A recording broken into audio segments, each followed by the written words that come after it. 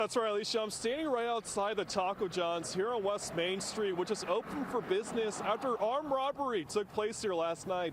Just before 8 p.m., police say a man walked into the restaurant with a handgun demanding cash.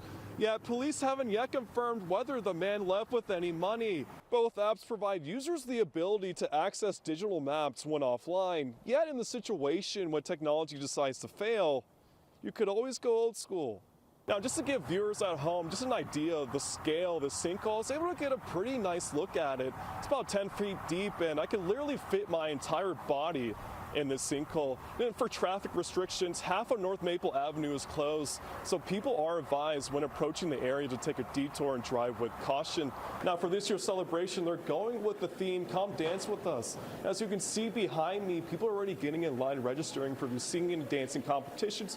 Now, a really neat thing about this year, there'll be a $200,000 payout, the largest ever for the celebration. Now, Alicia, I can't really dance, but I don't know about you. When I hear that large sum of money, I don't know, I might just give it a shot. Imagine being a fire tower watch person, just coming from break. All of a sudden, you spot a large smoke plume in the distance. After a fire erupted at a Dakota Mill and Grain plant at approximately 3 a.m. this morning, fire crews were seen working around the clock, hoping to contain the flames before the situation worsened. Just glad it's away from everybody. Nobody's hurt. It's kind of out of the way, except for that propane company right there. The policy applies to all workers across South Dakota because it's state law. With Rapid City's case, city employees always followed it. However, the policy was never in place in the city's employee handbook. Yet that could change on Monday. Be walking around in such pain that no animal should have to endure. It's just pure evil.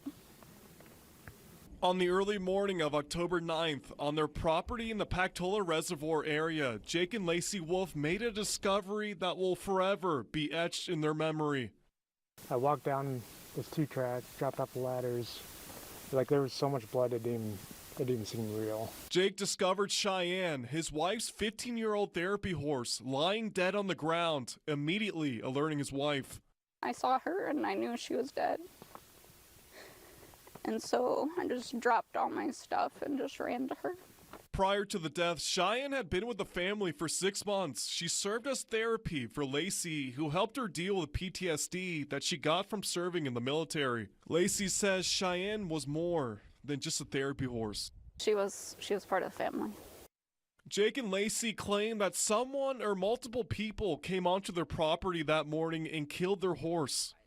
They had either brought or found a shovel and broke the end off so that it was pointy, and they sodomized and raped her. I mean, she must have had so much internal bleeding, and then she bled out. The case is currently being investigated by the Pennington County Sheriff's Office. Lacey says they were informed by the agency that the alleged crime had to come from someone within their inner circle. You can't even see the horses from anywhere but private property, so how they would know where they were here. Lacey says the sheriff's office believes that the perpetrators came on foot and hiked in with the intention of committing the unspeakable act. We didn't hear anything.